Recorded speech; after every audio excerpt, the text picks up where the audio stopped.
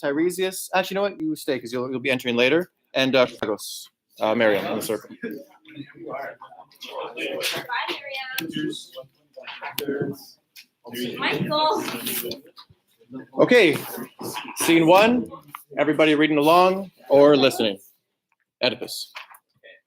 Is this your prayer? It may be answered. Come, listen to me. Act as the crisis demands, and you shall have relief from these evils. Until now, as a stranger to this tale, as I've been a stranger to the crime. Could I track down the murderer without a clue? But now, friends, as one who became a citizen after the murder, I make this proclamation to all of Thebans. If any man knows how Tyrannous, son of Lepidacos, met his death, I direct that man to tell me everything. No matter what he fears for having so long withheld it, let it stand as promised that no further trouble will come to him, but he may leave the land in safety. Moreover, if anyone knows the murderer to be foreign. Confident? What else? What has he said basically in those lines? He's gonna find this murderer and he's trying to appeal to the people. Like, even if you're scared, come and talk to me. Like, we just want to find out who this is. Right. All this, da da da. I mean, to be honest, he sounds kind of like a father. He's like, listen, who broke the vase? Like, okay, listen, if you're scared, don't worry. I'm not going to punish you. I just need to know who broke the vase. Or if it was one of your friends, don't worry. I'm not going to do anything. Just I want to know who it is. So far, nice guy, whatever. Now, he says, however, if he does conceal it, if any man fearing for his friend or for himself disobeys this edict, hear what I propose to do. Will come to him, but he may leave this land in safety. Let him not keep silent. He shall have his reward from me. However, if he does conceal it, if any man fearing for I solemnly forbid the people of this country, where power and throne are mine, ever to receive that man or speak to him, no matter who he is, or let him join in sacrifice, lustration, or in prayer. I decree that he be driven from every house, being as he is corruption and nobody comes forward if he has to pursue this further. What's going to happen? He's going to exile that person. He can never come back here. Not even sacrifice, prayer, nothing. They can't come. They can't be with us because they're playing themselves. So yeah, was it? Driven by from every house. He's not allowed anywhere. And he said something about the oracle. Right at the end there. Thus I associate myself. So there's obviously, I think everybody here can sense the sense of irony of the fact that he's probably the one who's guilty of this crime, and he's passing down all of these things he's going to do. But let's just try to take stock of the intensity of this. So he's not just saying that they aren't allowed to live in the city anymore. He's also saying they aren't allowed to sacrifice or worship anymore. So those are two kinds of houses they're being kicked out of. They're being kicked out of the holy house, the connection with the gods, and they're being kicked out of their home. I mean, even that stuff doesn't really happen that much to us today. But even think about this. I imagine everybody here lives in Mississauga, right? If you were said you're not ever allowed to come into Mississauga ever again, we're going to take you to Oakville and just dump you in the middle of the street, and you can never come back, and you're not allowed to go to anybody for help. You're not allowed to do anything like that. Would you be happy? Would that be a good state of affairs or be a bad state of affairs? Awful. Now let me say, if in addition to that, we're also going to bar you from having any kind of communication with God. So you're going to hell as well. So you're going to hell, and you aren't able to go home while you're still alive. You can't stop you from going to church. You try it. You go into church and cut your head off. Yeah, so he's not messing around here. Now, of course, at the end, he says, I associate myself with the oracle and take the side of the murdered king. What do you think of that line? I associate myself with the oracle. What is he literally saying there? Him and the oracle are together. Well, what did the oracle? The oracle says he supports, and he's on the side of the murdered king. So he feels bad for what happened, and he wants to kind of redeem him. Right. So he's associating himself with the oracle. But remember yesterday how I said it was odd that he asked what was going on, even though he knew what was going on. So he's kind of like a know-it-all. Remember, his claim to fame isn't some big strength event that he did. It was his mind. So when he says, I associate myself with the oracle, there's kind of a more metaphorical meaning. he puts himself, in terms of his intelligence, in terms of his ability to get things done, up there with a semi-divine person, like an oracle. So we'll see how this sense of his knowing everything plays out. Okay, Francisco. As for the criminal. As for the criminal, I pray to God, whether it be a lurking thief or one of a number, I pray that that man's life be consumed in evil and wretchedness. And as for me, this curse applies no less if it should turn out that the culprit is my guest here, bearing my heart. You have heard the penalty. I lay it on you now to attend to this for my sake, for Apollo's, for the sick, sterile city that heaven has abandoned. Suppose the oracle had given you no command. Should this defilement go uncleansed forever? You should have found the murderer. Your king, a noble king, had been destroyed. Now I, having the power that he held before me, having his bed, begetting children there upon his wife, as he would have had he lived, their son would have been and see it one. I'll find the hand that brought death to Lapdacos and Polydoros' child, heir of Cadmos and Agrinor's line. And as for those who fail me, may the gods deny them the fruit of the earth, fruit of the womb, and may they rot utterly. Let them be wretched as we are wretched, and worse. For you, for loyal. Who can give us a quick definition? It's like things that we know, and then the characters talk about it in the book, but they still don't know it yet. Right. Like what's So- going on. So what's the biggest piece of dramatic irony in the lines Oedipus just read? He is Laius' son, and he did kill him. Right. So Oedipus, in his mind, he's like, listen, you guys had a really great king here, and you did nothing about it. And now look what's happened. Well, I took over his throne, so I'm going to act as if I were his noble son avenging his death. And then he even goes through the whole line of all the people. Labdacus, son of Polydorus, son of Cadmus. So what's the obvious question? What's the obvious answer? Why is that so dramatically ironic? Because he really is. Because he really is. All right. And bad fortune struck him down. Interesting. All right. So, yeah. He says also, like, if it turns out the culprit is my guest here, sharing my heart. Mhm. Well, like, the culprit is The culprit is. Why did he not say who the culprit was? an honest question, but no man in the world can make the gods do more than the gods will. There's an alternative, I think. Tell me. Any or all, you must not fail to tell me. A lord clairvoyant to the lord Apollo, as we all know, is a skilled Tiresias. Tiresias.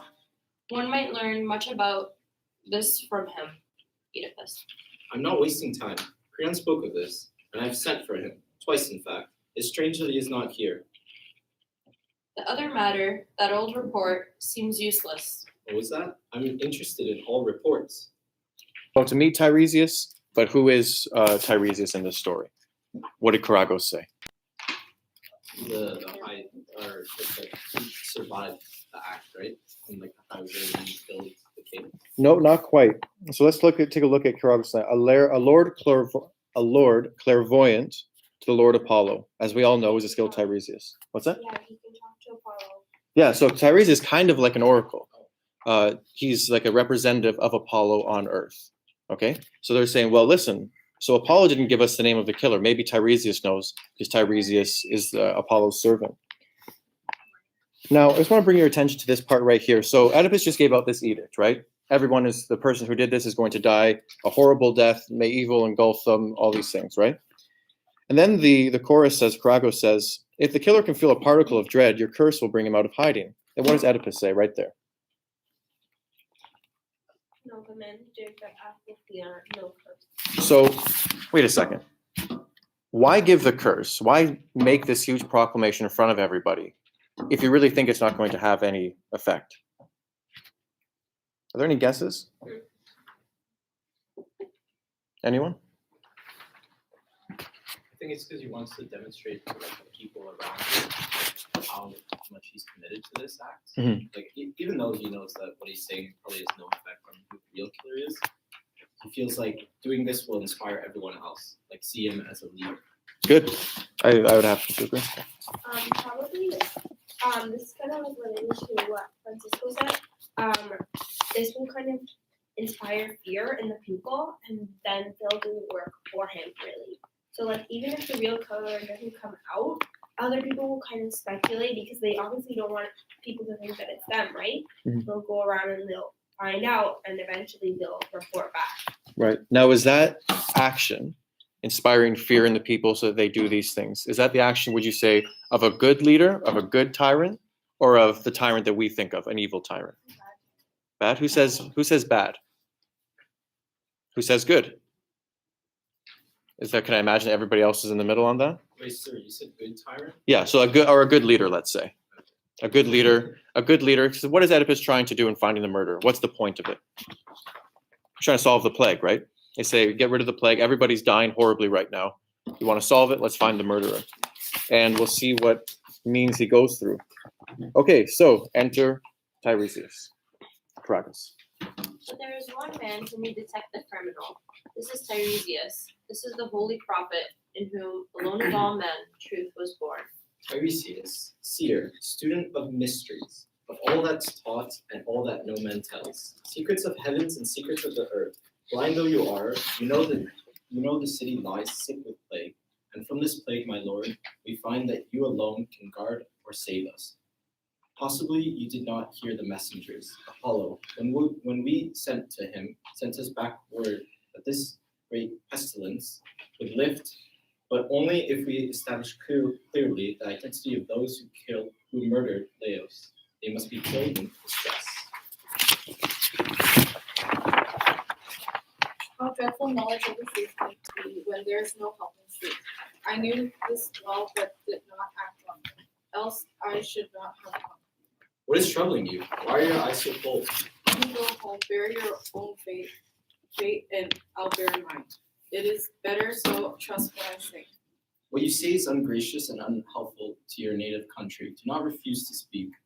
When it comes to speech, your own is neither temperate nor opportune. I wish to be more prudent. In God's name, we all beg you. You are all ignorant. No, I will never tell you what I know. Now it is my misery, then it would be yours. What, you do know something and will not tell us? You would betray us all and wreck the state? I do not intend to torture myself or you. Why persist in asking? You will not persuade me. What a wicked old man you are. You try a stone's patience, out with it. Have you no feeling at all? You call me unfeeling if you could only see the nature of your feelings. Why? Who would not feel as I do? Who could endure your arrogance towards the city?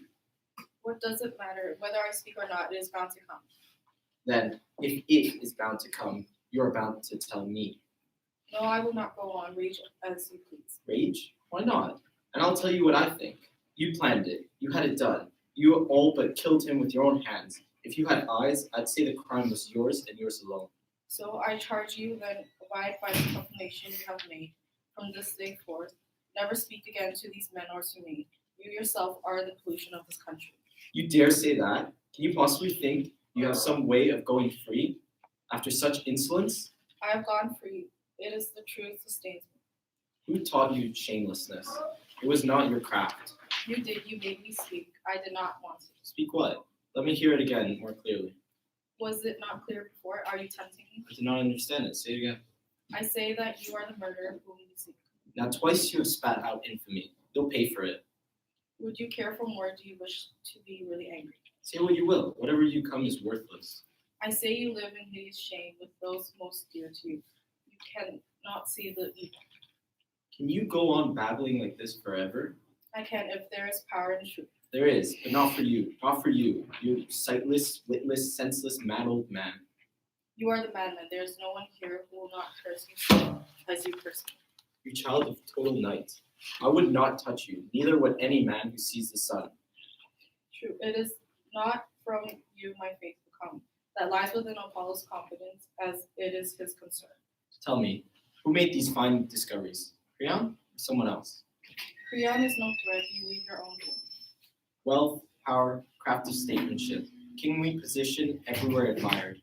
What savage envy is stored up against these? If Creon, whom I trusted, Creon my friend, for this great office which the city once put in my hands and sought. If for this power, Creon desires in secret to destroy me. He has brought this decrepit fortune teller, this collector of dirty pennies, this prophet fraud. Why, he's no more clairvoyant than I am. Tell us, has your mystic mummery ever approached the truth? When that hellcat, the Sphinx, was performing here, what help were you to these people? Her magic was not the first man came along. It demanded a real exorcist. Your birds, what good were they? Or the gods, for what matter that? But I came by, Oedipus, the simple man who knows nothing. I thought it out for myself. No birds helped me. And this. Okay, so somebody tell me what happened in this scene. Somebody I haven't heard from yet. Mary.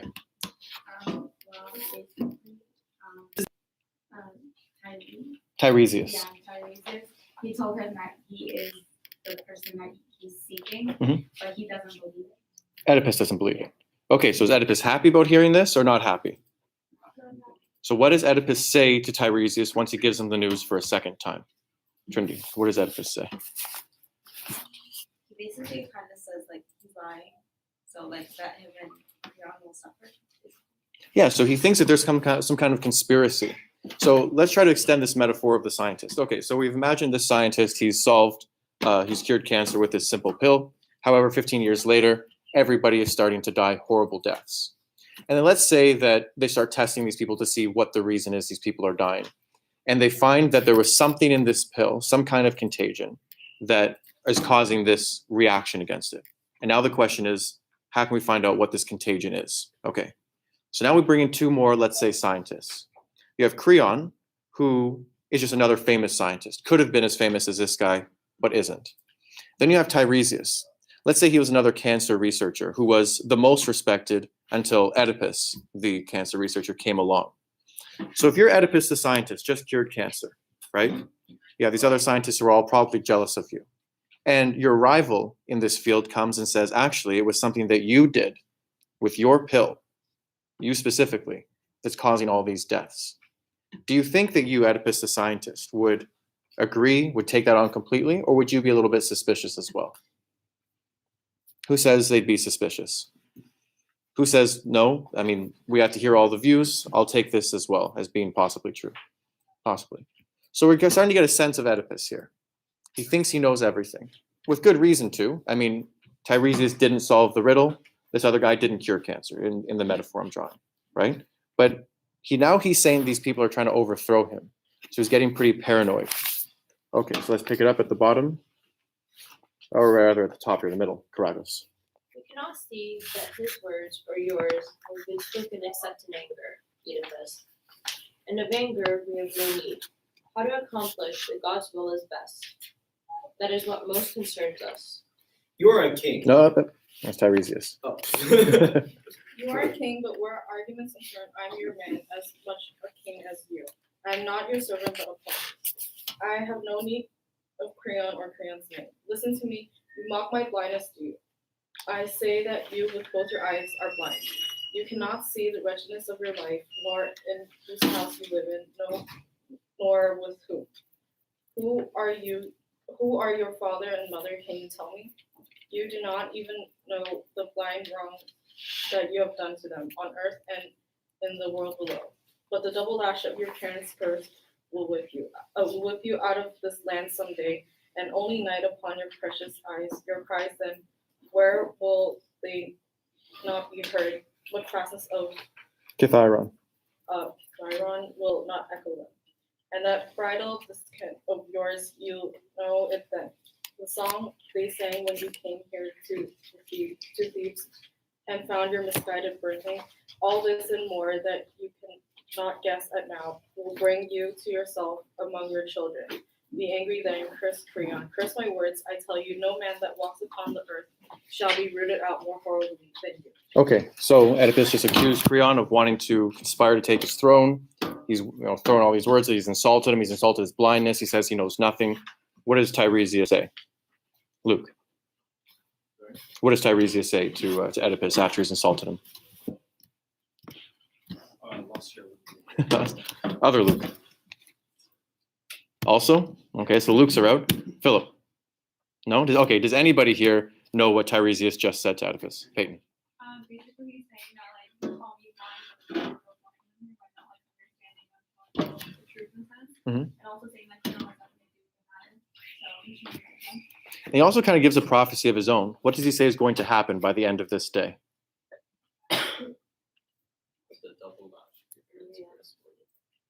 So not only is he saying that you're blind, but he's saying, listen, by the end of today, you're going to be as messed up, let's say, as you think that you're going to make me. Okay, what does Oedipus say back to this? Top of the page. Am I to bear this from him? Damnation, take you out of this place, out of my sight. I would not have come at all if you had not asked. Could I have told that you talk nonsense? That you'd come here to make a fool of yourself and me? A fool? Your parents thought me sane. My parents again. Wait, who were my parents? This day will give you a father and break your heart. You infantile riddles. You're infantile riddles. You're damned abracadabra. You were a great man once at solving riddles. Mock me with that if you like. You will find it true.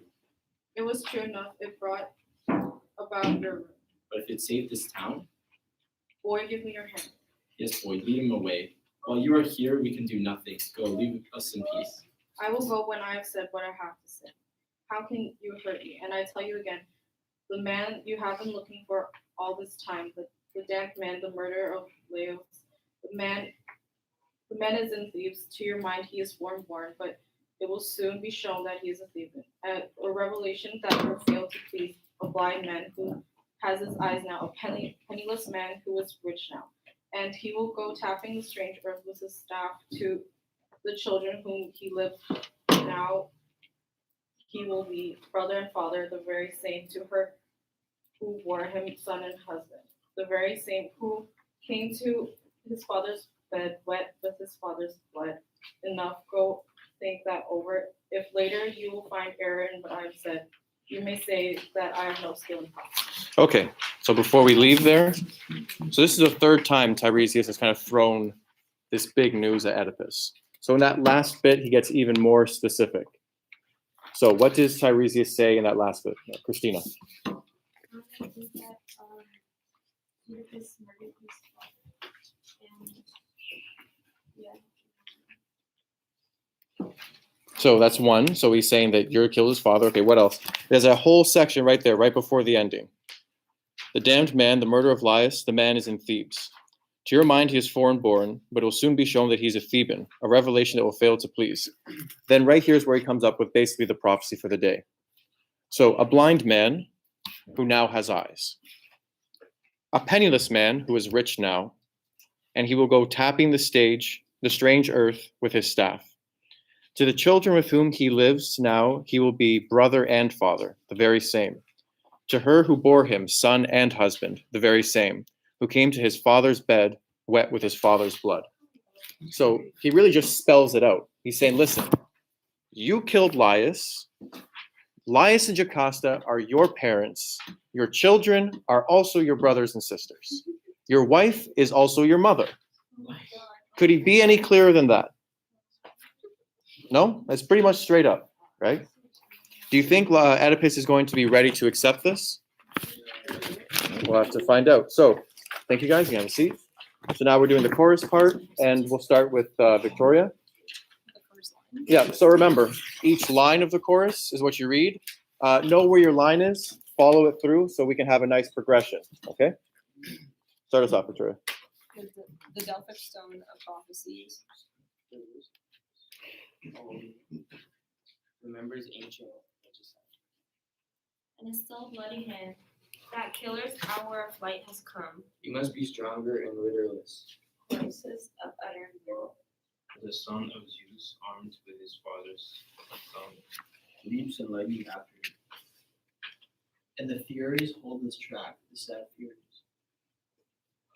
Holy Arnosis, peak of snow, flashes and blinds that secret man. At all shall hunt him down, Though he may roam the forest shade like a bolt on wild The two waves from the of stone, and comes down on you, That will not avail him, for the world's heart caused him.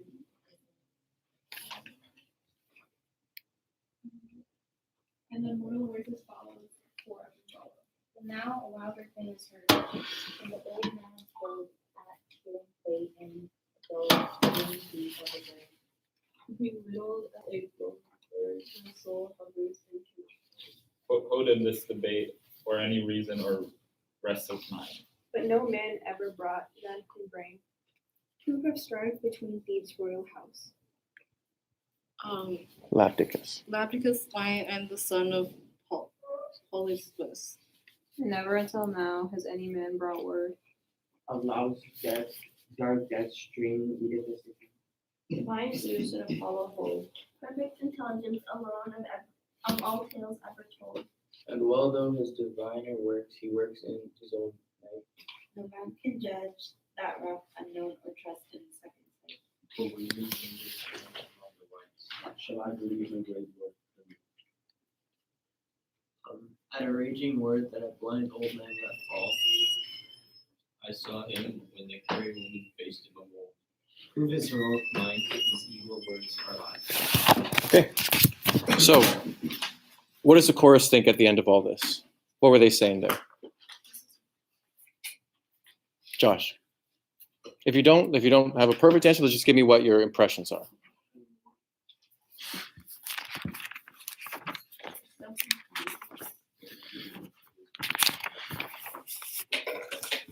Well, first of all, let's get a sense of who is the chorus, like in the play, like who is the chorus supposed to represent? The people of Thebes, okay? So you have the people of Thebes, and they've just been saved, and this is their savior, Oedipus, okay? There happens to be another plague that comes along. Who would be the last person they'd think is responsible for the plague? Why? Because he's the savior, right? But they're caught between both their love and worship of Oedipus, their savior, and what the gods seem to keep on saying, okay? So, again, analogies to the modern day are difficult to draw because we don't believe in prophecy the way that the ancient Greeks would have. But we can all at least appreciate the fact that if you hold somebody in very high esteem, to find out that they're the reason that things are as awful as the way they are. I mean, Isabel, you said this is very confused, right? And if not also confusing. Well, yeah, that's why. They're also very confused. They don't know what to do. But the last words here are, prove his heroic mind. These evil words are lies. So whose side are they on right now? Oedipus, against Tiresias and against the gods. Okay. So, let's see. We have about 25 minutes left, quite a bit of time. Okay. So we talked yesterday that the theme that you guys want to explore in class, this is not independent, but in class is the idea of free will. Is that right? We're all still on the page. The choices were free will and truth. Free will still interests people the most? Okay. So how I'm going to go about this is that the idea of free will touches all of your topics. So for example, what is the idea of justice if a person doesn't have free will, if they didn't choose what they did? Right? So that's an important idea to think about for justice. Can we say that a person is heroic if they didn't have the freedom to choose, let's say, the heroic deed that they did? Are they still a hero if they're just a puppet playing on someone else's strings? Right? Now, democracy and tyranny. When we think about democracy, there's an assumption about what democracy means. It means that people can choose what's best for society. We don't need a king and queen to tell us what's best, right? We have confidence in the rationality and the reason and logic of human beings to make decisions. We don't need a theocracy, for example, to tell us what we have to do. We don't need a monarchy to tell us what we need to do. If people aren't in control of their own actions, does that have any effect on our confidence in democracy? And does it change our belief in whether or not a tyranny would be any better? What do we say to those things, okay? So those are the ways it can touch all of your topics. And these are things you guys can consider as you're writing about them. But I want to clarify what the final essay is going to ask you to do, okay? So you know how to compare Oedipus to what? King Lear. The comparison you're going to make is on the basis of your topic. So you're going to take the idea of justice. Okay, I'm thinking about justice. What does justice look like in Oedipus? What does justice look like in King Lear? Ditto with heroism, ditto with democracy and tyranny. Yeah. I don't know if this is like relevant, but I noticed that like one similarity between the two already is that they talk a lot about like being blind and then being able to see, and like in King Lear it's the same thing. So like at first like they say that King Lear is blind and he doesn't know what he's doing, and then later on like he can see, or like the same thing with Gloucester, like right when they take out his eyes is when he can truly like see, and it's the same thing here. Like what was it? Tyrannous is saying like right now, even though you're blind, later on. If I was to have followed the truth line with our discussion, that would probably been the main line that I followed. As it happens, it's definitely a thing to notice, and if you want to try to include it in the essay, that's fine. But just remember that the topic that you're developing, that's the idea you're developing in your essay. So what's the point of the essay? Why, like, what's the point of the comparison? The point of these essays, remember, for me at least in this class, is for you to develop your own thoughts on important topics. So we all know nobody here is going into English, right? Everybody's doing other things. Nevertheless, these questions are going to weigh on you regardless of what you do, regardless of if you're a computer engineer, an engineer, lawyer, doesn't matter, okay? You all, for example, live in a democracy. So it's kind of important if you think democracy is the worst system of government, or if you actually think that it's a good system of government. For example, you all already are members of a democracy. For the idea of justice, well, you read a story on the news. It doesn't matter if you know what you think about justice. When you read that story, you know in your heart or in your gut whether it's just or not. And I mean, does anybody here make the case that we have perfect justice in our society? Does any society have a perfectly just way of doing things? No. So it doesn't matter where you try to escape to in your life, what you do for work. That question is still going to impinge on you because you're a human being living in a society. Now with heroism, right? With heroism, I'm sure everybody here, if they thought about it, they can think of somebody that they think of when they're trying to, attain something higher. Okay, if you're in science, you might think of a famous scientist, or even in your own personal life. Well, knowing about what to do with heroes is also important. If you go following, for example, a political hero or a political leader because you think he or she is this great hero, will that put you in a good spot or a bad spot when it turns out they're not as heroic as you thought they were, right? So regardless of what you guys do after this class and after this school, these questions are all still going to weigh on you. And like I said yesterday, you don't have a choice about whether you think something about it or not. What's the only choice I said that you do have? Anybody remember? Agree or disagree? The choice that I think you have is whether or not your thoughts are yours or they're somebody else's who's telling you what to think. And like I said yesterday, I brought that analogy about a puppet. I mean, if you're hung up on strings, do your legs ever get tired? No, you're just hanging there. But you have to go where the puppeteer says. If you cut that string down, yeah, you have to take the responsibility to actually move your own legs. I'm asking you all to take the responsibility to actually think through these things. But you go where you want to go. Nobody else is pulling you. Now, again, I can't force you guys to think that one way is better than another. But I think you'd all at least tell me that you'd rather not be a puppet. Is that a fair assumption? So we're really only using King Lear and Oedipus as kind of examples or cases in point. I'm thinking about justice. I'm trying to think through what it really means to be just. Well, Sophocles in his play presents justice this way. Shakespeare in his play presents justice that way. Do I agree? Do I think that what happens to Oedipus is just? Do I think what happens to Lear is just? If I say I agree, then I have to describe why. And in describing why, I'll flesh out what I think justice is. In disagreeing, I'll flesh out again what I think justice is, because you need to know in order to agree or disagree. So that's why I'm saying these posts are going to start building your essay for you. So when you start off by saying what you think now your topic means, that'll be your starting point in your essay. What do you think it means? Then you're going to collide with a few different sources. I'm going to give you guys a critical essay to read this on your topic. They're short, they're only excerpts from essays. So you're going to collide with another opinion and see, do you agree or disagree? I'm going to ask you to bring in a piece from the media, a news story, a video, it doesn't matter to me, that touches on your topic. And you're going to say, do I agree or disagree? There's another collision to start to sharpen what you think. Then when we finish the play and we look at it, then you're going to further sharpen what you think based on what the play says. Okay? The plays and literature don't prove anything. It's not like we can read King Lear or Oedipus and it'll prove whether or not free will exists. I mean, the reason for that is obvious. You can't prove something on the basis of a made-up premise. Sophocles could make any kind of world that he wants. It has very little to do with our world. So it doesn't prove whether or not these things are right.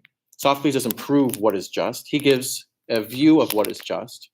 And then it's us to compare that to our own experience, to what we think in the world, and to sharpen our own minds based on our collision with Oedipus and Sophocles.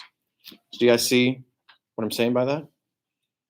Does anybody have questions about, well, firstly, if you have any questions about the essay, we can work with it as we go. In terms of pages, count, I don't care. I'm going to be doing a full day of essay workshop with you guys to tell you at least what I expect to find in your essays. Like I said, I'll be writing my own essay based on the exact same thing you guys are doing. Yesterday, when you guys were doing your little stream of consciousness, 3 minutes of writing, I was also writing about free will.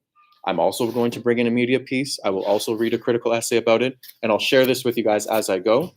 I will build my essay in front of you guys in real time, so you know what I expect, what it looks like, right?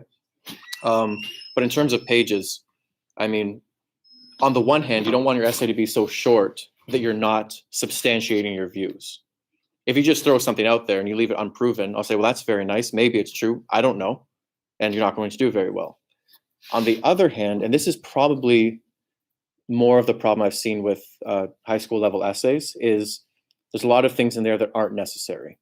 And the last thing you want to see on your essay when I mark it is a big red line through one of your points because I thought it was unnecessary. That means you wasted your time that could have been spent doing better things, like not writing an essay. And you've wasted my time having to read it when I could have been doing other things like reading other people's essay to get my marking done. So how are we going to decide what is necessary and what is not? So you guys have all been in high school now for 4 years, and you guys have written many essays.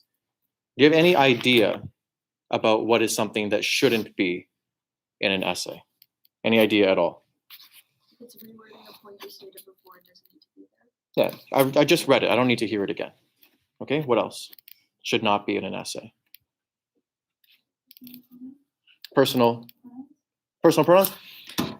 Okay, so yes and no. So yes, it's true, a formal essay, you shouldn't be saying I because that implies you're only saying your opinion.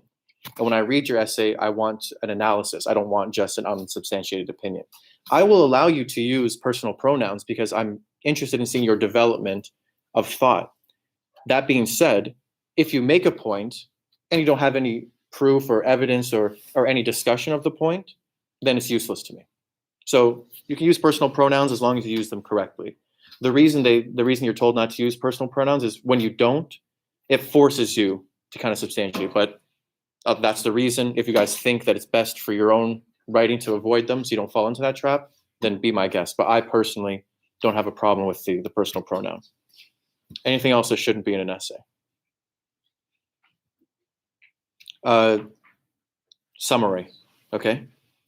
I've read Oedipus. I know that you've read Oedipus. I don't need a summary of the plot, okay?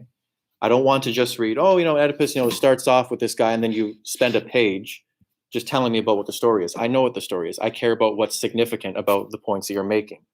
So you can say, remember in this line, Oedipus says, I think everything you're saying is a lie. Well, here's why that's important. Boom, boom, boom. I don't need a summary of the plot. If I see a whole paragraph that's just summarizing the plot, I'm going to put a big X through it, and you're on not good ground because you've just wasted a bunch of space, a bunch of your time, most importantly, and less importantly, a bunch of my time, right? So you assume that the reader in this case knows the play, and all I care about is what importance you're taking from it. How do you know if you've plagiarized something? What's that? You haven't cited it. So does that mean that if I were to look at a critical essay and I change one of the words, well, sir, I didn't just copy and paste. I took it and I changed the word. Have I plagiarized? Yes or no? Okay. If I paraphrase, if I take the idea that somebody else said that I didn't have, I take someone else's idea, but I put their idea in my own words, have I plagiarized? So if you cite it, you're good to go. If you don't cite it, you've plagiarized. Is that right? I'm pretty sure even if you paraphrase, well, first of all, you shouldn't just change one word because that's definitely plagiarizing, even if you cite it, that's not yours. If you're going to paraphrase and you're going to get an idea from someone else to reinforce your own idea, that's fine as long as you cite it. That's right. Remember, the whole point of me having you guys write these essays, right, is because I want you to develop your own ideas. A really bad way of developing your own ideas is if you just take somebody else's and say that they're your own. Right? Does that make sense? So please, it's true. There are a lot of people who've written great things about this play that offer great insights into it. I'll be sharing essays with you that do just that. But you have to make sure you separate out what you think from what they think, right? Now, one of the things that'll conflict or confront you guys again and again, even in science, is you'll have certain ideas. You think you're really brilliant, but then you read somebody who's not only said it before, but said it 10 times better than you ever could, right? So at that point, you say this idea is not original, and you present it in its stronger form, and you cite it. When I do the essay workshop day with you guys, I'll go over all of this in excruciating detail, because after that, I want to have my conscience clear that if anybody does plagiarize, I will put a big 0 on your page, and you'll get a 0 on the assignment, and I won't shed a single tear for it. Does that sound fair? So I will give you guys the respect of going through to make sure nobody has any misconceptions about what plagiarism actually looks like. So I'll give you that respect. Give me the respect of saying, listen, I know my ideas are really shitty. I know I haven't thought them through. They might be very confused, but I respect myself and you as a teacher enough to at least give them to you. Okay? Your ideas that are awful are to me more important than great ideas that I've seen somewhere else. Is that fair? Fair enough? Okay. So for today, the forum post. So we've all seen how to get to the forum. The forum post for today is not an original post. You just find one other person's post and comment on it. Okay. Like I said, everybody who posted in the forum by this morning, I've replied to. Anybody else who had a response but just didn't put it up there and put it, I will respond to that as well. My responses are only questions. They're only really annoying questions to just kind of stick needles in you guys to spur your thoughts on further. Your responses are going to be like interactions. You read what the person thinks. You can say whether you agree or disagree. Yeah. You can say whether you agree or disagree, and you give some reasons. And again, they can be as long or as short as you want. Again, you can have one character on there. That's fine. But now you're not screwing over yourself. You're screwing over the other person. Because if you don't have a better response to them, they're not going to be able to develop their thinking. The only other thing for that is only one reply per post. So not everybody can jump on Michael and tell him why he's wrong. Okay? He only needs to hear it once from one perspective. If you find it, then you can go on somebody else's. Okay. Are there any other questions about anything that we did today so far? No? Okay. So I will show you guys, or at least I'll give you the website where you can find the lectures. I guess Miriam has already found both my YouTube pages. The one, so she's going to be getting a job with the FBI. For all of those who aren't as creepy, the YouTube page that I have, I'll write it on the board. It's called The Power of Facing. Okay, The Power of Facing. That's the YouTube channel name. The Power of Facing is a phrase from George Orwell. He says that one of his great abilities, he wasn't that smart or he wasn't that great, but he had a power of facing unpleasant facts. And what more power can you really ask for than to face unpleasant facts? So that's the YouTube channel. Let's see if there's anything else to do today. Yep. I'll hand back the assignments. Okay, so that's all for the Oedipus today. If you have your King Lear books, we're going to hand them back. We also have your presentation marks that we can give back to you guys as well. So I'm going to call you up to take your King Lear book. Please look at the number on your Oedipus duotang when you come up to bring your King Lear book back.